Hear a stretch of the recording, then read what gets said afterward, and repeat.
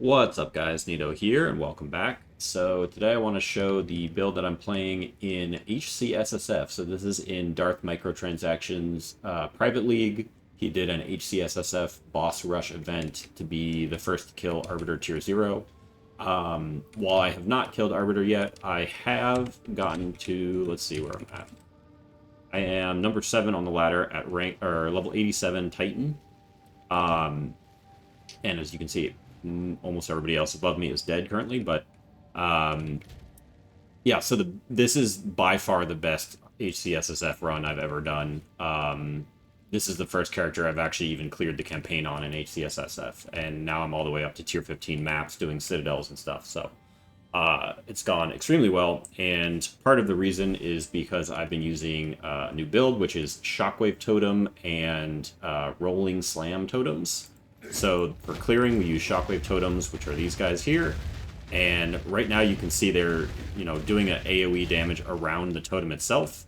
But we use the Ancestral Projection support, which allows them to cast that AoE at enemies that are far away. So even though when there's no enemy, it'll just do it right next to it. Like when you're clearing, it can actually target things that are like off screen and shit. So it's really good for clearing, although, the damage does start to fall off a little bit in endgame maps, so, in tier 15s, it's, like, not feeling that great, but again, I'm on SSF gear, so, like, I'm only using a +3 melee skills weapon right now. That can go up to +5, or you can start using two-handers, which go up to +7, and then you can even dual-wield those to get, like, up to +14. So, like, there's a lot of additional room to grow here. So currently I'm using the one-hander +3 melee skills weapon for clearing, and then for single target we have a +5 in the offhand as a two-hander, and we use Rolling Slam Totems, which are extremely strong.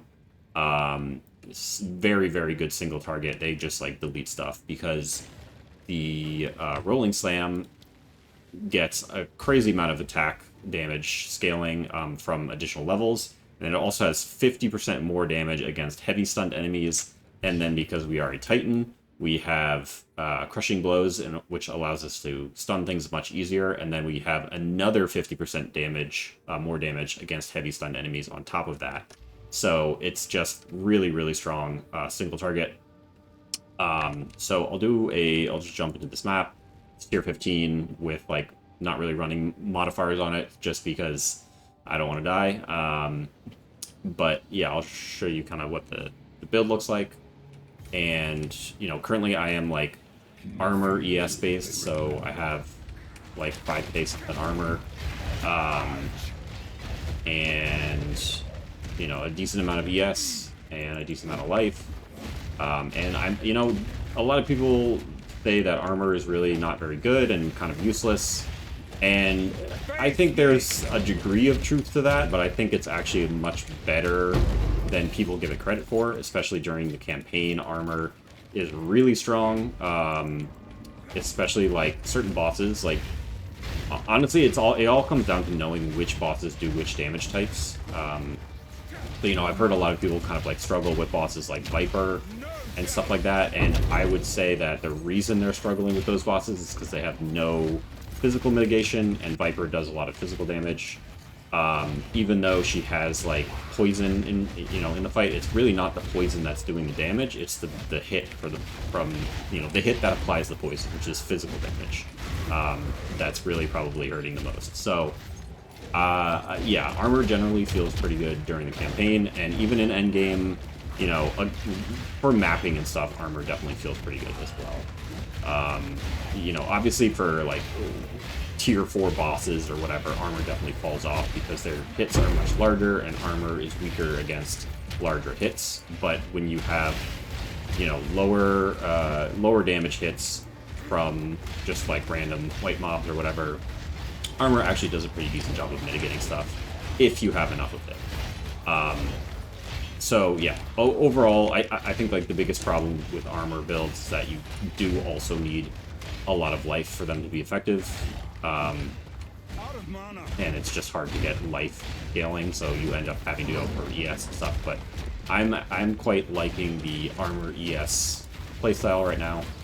on this character, and obviously I've made it all the way into endgame map in HCSSF, so, you know, feels pretty good overall. Other defenses for this character, so we have like 1.5k ES currently. That can definitely go a lot higher, especially because I don't have my last ascendancy point yet.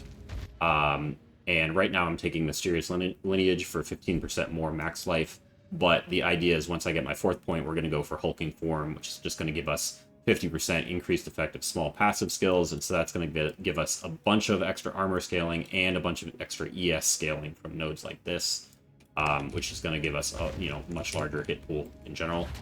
So yeah, so that's one defense. And then we also get the node that gives increases to armor, also applied to energy shield recharge rate at like 40% of the value. So you get to scale both your recovery and your energy and your armor at the same time, which is pretty good. And then on top of that, I have like 39% block, like basically zero investment into block on the tree. So I just have a shield that has a decent, you know, decent block value on it. I'll get into the rest of the gear later, but that's kind of pretty much it for defensive layers, other than just like the general totem playstyle being pretty nice as far as defenses go. And I do have some extra max res, like lightning res currently is 80, and then like 78 fire, 76 cold. That can definitely go higher as well when with a few more levels. I also want to switch to the Death Mantle body armor, which is like a ES armor base that has implicit +1 to all max res. I just haven't gotten a good one yet, so eventually we'll get even more max res from that. So yeah, defenses feel pretty decent even in the end game. And then, you know, the playstyle, because like I can drop totems over here and they can attack stuff over here, it does make things pretty nice as far as clearing goes. And then, you know, when you have rares and stuff, you just drop your Rolling Slam totems and they just absolutely delete stuff. So that's kind of the general playstyle. And then the other thing is we use Infernal Cry with the support that makes it apply Daze. So Daze causes extra stun buildup, so against, you know, some tankier enemies, you want to daze them first so that they just get stunned easier. And then your Rolling Slam starts doing way more damage to those enemies. So that's another part of the combo there. And then we just have Shield Charge for movement, and also Leaf Slam. And then as far as Spirit Reservation, we're using Blasphemy with what's it called? Enfeeble. Blasphemy Enfeeble. Enfeeble just lowers the amount of damage that enemies deal, and that is especially good with armor because armor is more effective when you're taking smaller hits. So if you're lowering the damage of the hit itself, then your armor is more effective against that hit. So that is our other defensive layer. And then I'm using Overwhelming Presence, which just helps us stun things easier. And I am also using, on the weapon swap, Convalescence, which just allows us to force our energy shield recharge to start without it being interruptible. So that's just kind of another nice thing to have if you get into a pinch where you know, you're losing ES and you keep taking hits and you can't get your energy shield recharge to start. You know, then you have that as a kind of a backup. And like, just because it's on the weapon swap, like, you don't need to have it on your main setup. So because most of the time it's just kind of a waste of, it's kind of just sitting there and not really doing anything. So you can use other things on your main setup to use your spirit.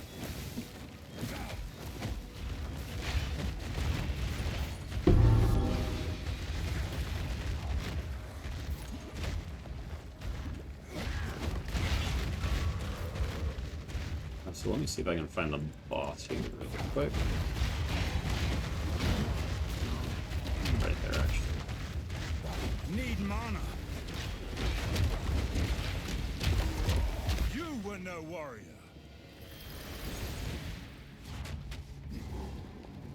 I'm not ready. No, maybe not.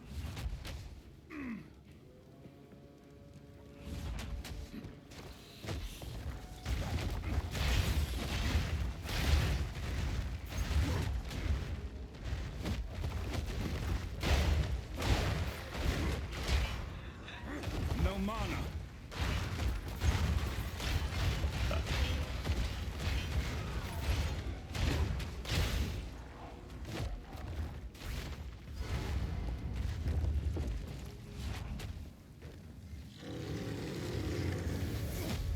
You just drop your 3 totems, and the boss just gets deleted, basically, and pretty much instantly stunned. So yeah, that's a tier 15 boss.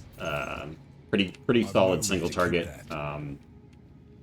and you know, just generally fairly tanky build. Although you know, everything is relative, so certain damage types and things like that will definitely chunk you if you're not careful. So you definitely don't want to be running like crazy map mods or anything, because you know, HCSSF. But overall, this has definitely been the best time I've had in hardcore so far, and I played pretty much this build for most of the campaign with Shockwave Totem, because you get this right in Act 1, I think at level 5. So, and the nice thing about this is you can use it with any martial weapon, so it does not need to be maces. So early on in the campaign, you can use it with a spear, for example, and you can combine it with like Rake Stomping Ground, because if you've never done Rake Stomping Ground, it's by far the best way to level pretty much any build in the game right now. Just because of how the strength scaling on Stomping Ground is just extremely strong. It's basically going to be the best for everything, but having the extra Shockwave Totem is a little bit of extra single target damage, or you know, clear speed, just to have that, which is pretty nice. And you don't necessarily need to invest into totem stuff for a while, because Shockwave Totem counts as a AoE melee physical attack. So anything that scales those things, which also happen to be the same thing, minus melee, that Stomping Ground is. So Stomping Ground is an AoE physical attack, although it does not count as a melee attack. So yeah, you can kind of scale them both at the same time, and so it's pretty nice for that setup. And because Stomping Ground doesn't really care about the damage on your weapon, like the actual base damage of the weapon, and neither does Shockwave Totem. So like totems have, you know, see how it says Totems uses its own weapon dealing a flat amount of damage. Totems basically scale almost entirely from gem levels, and not from the stats on your weapon itself, unless those stats are global. So things like increased elemental damage with attacks will apply if you're doing elemental damage with your totem, but things like added physical damage or whatever will not apply if it's local to your weapon. It will apply if it's like on a ring or whatever, because that would be global, but it won't apply on the from the base damage of the weapon itself. So as you can see, my weapon, you know, it does have like a little bit of increased phys damage and some flat fire and cold on there, but those stats don't get utilized at all. Neither does the attack speed, because the totem has its own base attack speed. And if you didn't know, Shockwave Totem got a very large buff this patch, where they basically cut the base attack time in half. So it went from like 3-second base attack time down to 1.5 seconds. So it feels much better to use. They cut the actual damage down as well, but in general, it attacks much faster, and so it just feels better for clearing and stuff like that. So yeah, Shockwave Totem is pretty great.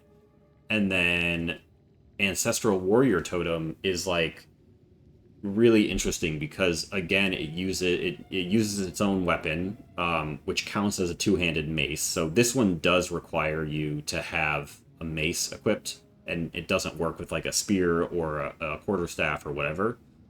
Whereas Shockwave Totem, like early on in the campaign, it's easy to find like plus melee skill levels on like any random weapon, and just chuck it on and start blasting with Shockwave Totem. But you know, this is you only get this at like level 54 or whatever, so it's much later in the campaign. By that time, you want to switch to a mace, with plus melee skills, and then start using Ancestral Warrior Totem.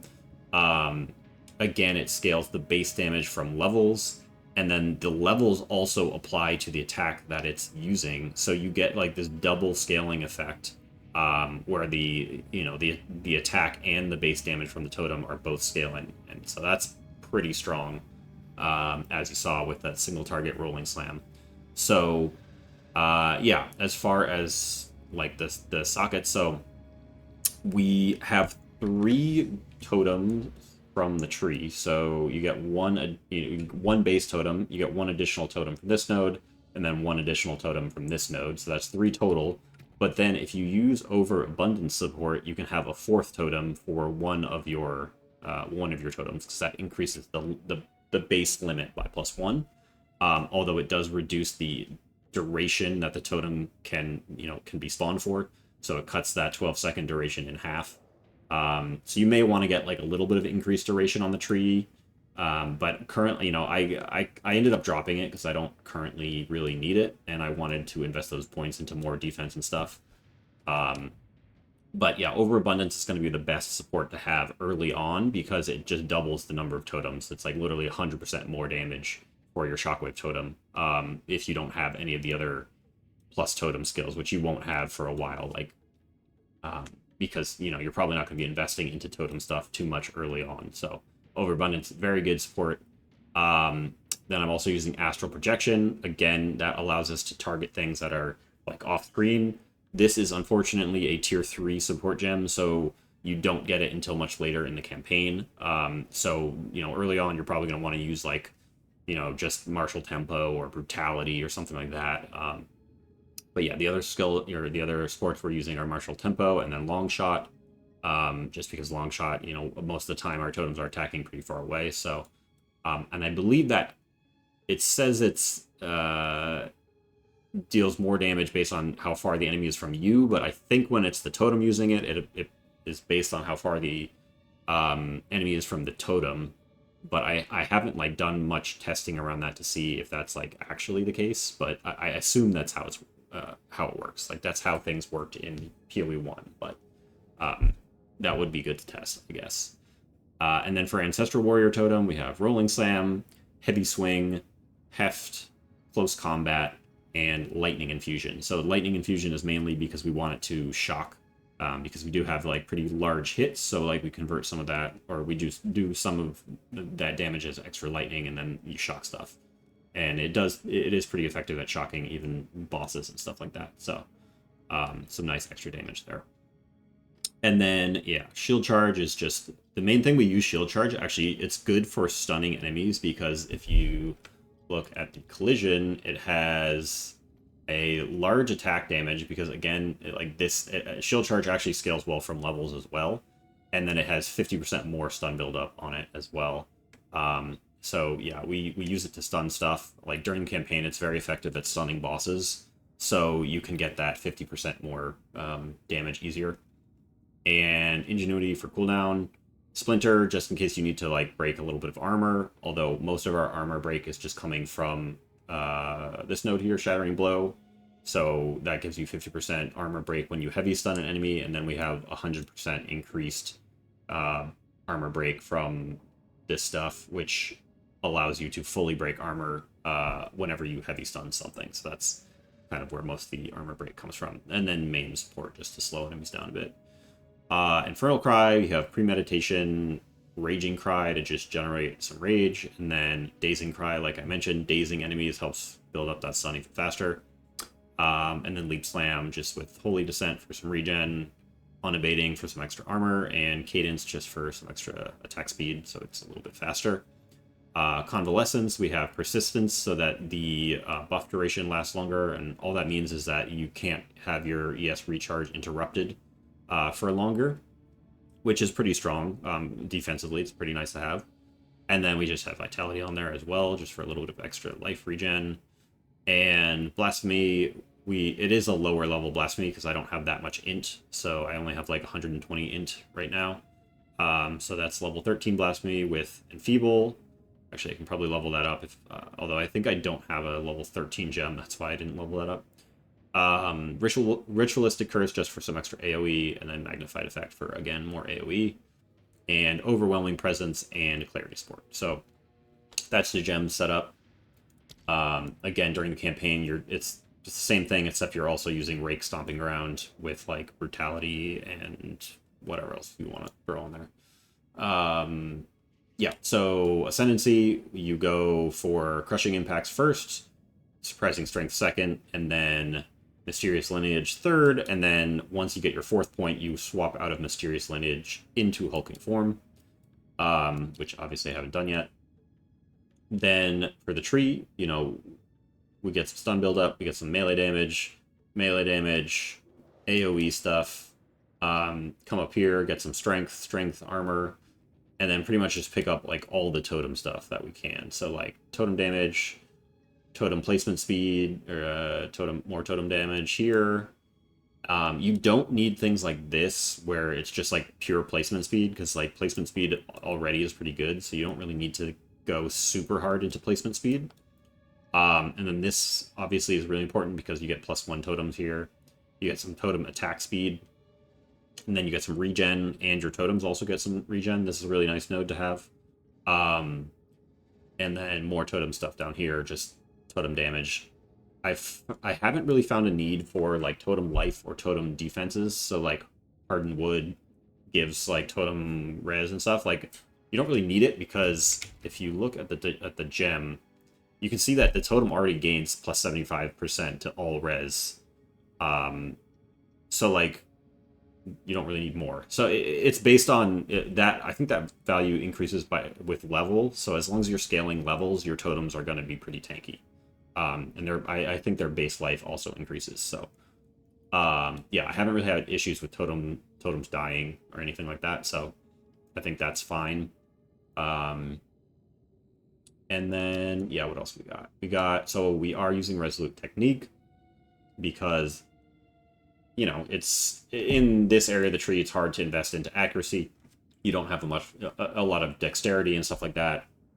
And I'm just not investing into crit at all because I'm putting all those points into defense and stuff. So yeah, so we just use Resolute Technique. And then we also come down here and grab Iron Reflexes. And this is just because a couple of my gear pieces are hybrid armor evasion. So like my shield and my gloves, and then my boots are hybrid evasion energy shield. Really, this is just because I'm in SSF and I haven't found better gear on like a more appropriate base type. So if you had all like armor ES gear, you probably don't need this. But for me right now, this is actually quite a lot of extra armor, just because a lot of our gear is just yeah, that hybrid armor evasion stuff. So and then of course we get some extra max res here. We are probably close enough to grab this max res as well, so like probably something you want to do eventually if you get a couple more levels. And then we of course come up here to get the armor and energy shield scaling stuff here. Defend with 120% armor while not on low energy shield, so that's basically 20% more armor, which is pretty good. And then we get some faster start of energy shield recharge, some ES recharge rate. And then this node up here is the one I was talking about, which increases and reductions to armor also apply to energy shield recharge rate at 40% of their value. So all of these small nodes that increase armor, 40% of that increase is going to apply to recharge rate. And then once we get hulking form, you're going to get, you know, 50% multiplier to all these small nodes. So you get a bunch of extra recharge rate from that as well. So yeah, that's what the build looks like currently. It's been a lot of fun. Actually, it's probably my new favorite build. Especially for SSF, it's probably my new favorite build. It's been just like a really good leveling experience and stuff like that. And this was a fresh start as well. So like I had nothing when I started this character. And yeah, it was pretty smooth all the way through. So would definitely recommend. And just to go over the gear. So yeah, pretty much the primary thing you want on a weapon is plus melee skills. And then after that, you want to look for things like stun duration is pretty good. I don't know if increased stun buildup actually applies or not. or if that is considered a local mod. I haven't really done testing to see if that is global or local. It would be great if that applies to totems, but I'm not 100% positive. So if somebody does know that, maybe you can comment and let me know. But other mods, like the strength is really good to have. The if you can get increased elemental damage with attacks, that's pretty good. But yeah, the flat mods and stuff, and like the attack speed doesn't actually matter. So the main thing to look for is melee skills.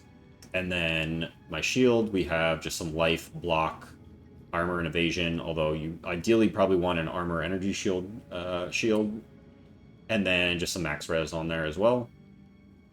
And just a fat energy shield helmet is what I'm using currently, just because I happen to get really lucky with this one. It has a ton of rarity on it as well, and a lot of res, so... but you could use... Actually, for most of the campaign, I got lucky and found a Thrill Steel, which gives you Onslaught, so gives you extra movement speed and attack speed, which is really nice to have on a warrior, especially. And it also has some armor on it as well, so yeah, that's pretty much what I used for the entire campaign. But eventually I just found this thing, and I was like, it's too good not to use. So that's what we're using currently. So the other places you can get extra melee skills are the amulet and the gloves. So I have +2 to melee skills on both of those. And then, yeah, pretty much everything else you just want to look for, like max energy shield, life, res, stats, etc. Also, mana is pretty tight on this build because we're scaling levels so much. Like Shockwave Totem has 205 mana cost, which is kind of ridiculous. So you do have to spam your mana flask a lot, and you do want to get some increases to mana on your gear, or some mana regen, so stuff like that is also pretty important as well. Body armor, you just want as much armor and ES as possible, pretty much. This one is not very good, it's just the best that I have so far, and it's not even on the right base, but yeah, eventually we'll hopefully be able to upgrade this to have a lot more armor and ES. Rings, you want to look for just a lot of res and then some flat damage, and stats if you need it. So like I have a bunch of int on rings because I needed enough int to be able to use this helmet. And then, just flat damage as well. And then especially chaos res is pretty good to get on rings because chaos res is super important, but it's hard to find. So yeah, most of my chaos is coming from these two rings, and then my belt also is just like mostly chaos res. Yeah, the belt is nothing special. It's just, a little bit of armor, a bunch of res, and that's pretty much it. And then gloves, you want some flat damage, life, and then the plus melee skills, that's kind of the most important. Attack speed would be nice to have on here as well. But haven't found that yet. And boots, you obviously want movement speed as the #1 thing on there, and then just as much energy shield, armor, life, and res as possible. And the last thing I'll mention is that the Anoint initiative is insane for melee totem build. So it is this node over here. 30% increased melee damage when on full life, which is most of the time because we have energy shield protecting our life. And then 16% increased attack speed if you haven't attacked recently, which our totems are attacking for us, so that's pretty much always active unless we've shield charged recently. So this is just like an insanely good Anoint, and it's also very, very, very cheap. So Greed, Ire, and Envy are like super low. Like you barely even need to run Delirium in order to get this, so it's like very SSF friendly. And it's just by far the strongest node on the tree for an totem build like this. So would definitely recommend that Anoint for sure. But yeah, that's pretty much the build. It's been going pretty well. Hopefully I can push it all the way to get Arbiter down. We will see though. And I will post a link to the build on Mobalytics and POB as well. So if you want to check it out, you are free to do so. And that's the build. So thank you for watching, and I will see you next time.